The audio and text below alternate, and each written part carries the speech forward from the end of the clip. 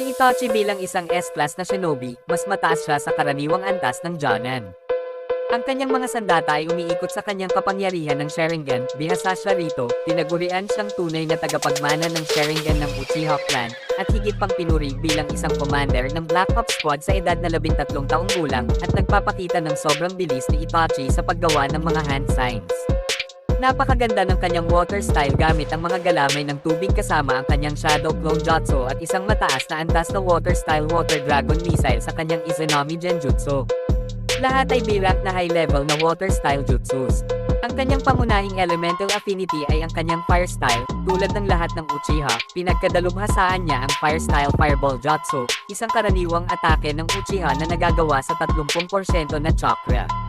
Kapansin-pansin, ang kanyang chakra potency ay napakataas kaya ang kanyang fire style ay kayang sunugin kahit ang engravings technique mula kay Samahada.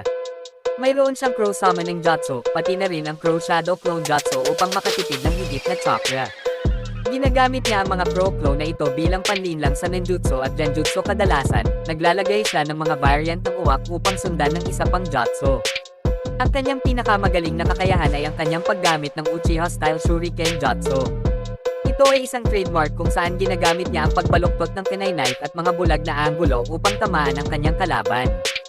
At ang bilis niya ay kapansin-pansin, na kayang kunin at i-redirect ang mga itinapon na shuriken ng mas mabilis kaysa sa summon ng tato ni Heavy Sasuke. Napakahusay ng kanyang mga pangunahing kasanayan sa ninjutsu, na may average na B-rank kahit papaano, gayunpaman ang genjutsu ang kanyang espesyalidad.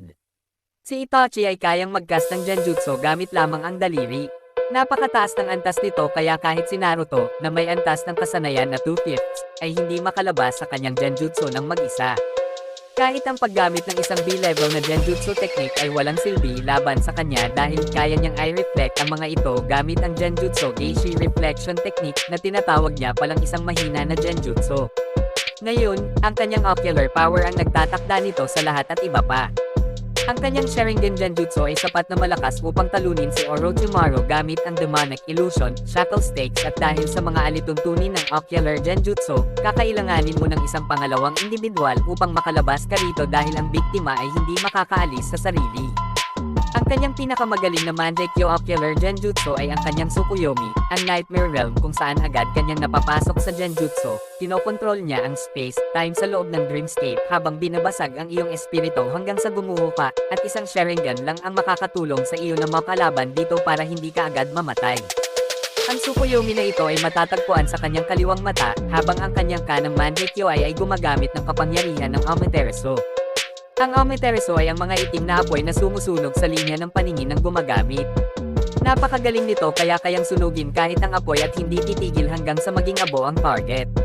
Ngayon na ang dalawang kapangyarihan ng Mangekyou ay pinagkadalubhasaan at nagising si Itachi ng isang ikatlong kapangyarihan na tinatawag na Susanoo. Isang chakra na kumukuha ng pisikal na anyo sa isang mandirigma na tulad ng pagbuo. Ang pag-activate ng teknik na ito ay napakabilis kaya ang pagpaplano ay nabuo sa 1/1000 ng isang segundo. Kasama ng makapangyarihang chakra na iyon, ang Susanoo ni Itachi ay partikular na may hawak na mga espiritual na armas na hinahanap ni Orochimaru.